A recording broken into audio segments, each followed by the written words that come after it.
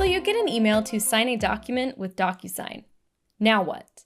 To start, open the email and simply click Review Document. You'll need to select the signature disclosure box to continue. Now let's start filling out the required fields. Here is where you add the information the sender has requested. Next, sign your document to make it official. If this is your first time using Docusign, you'll be asked to adopt a signature. You can select one of the predefined styles, or add a personal touch and draw your own. Select Adopt and Sign to confirm your signature. Select Finish to complete the document. You may be asked if you want to set up a free Docusign account.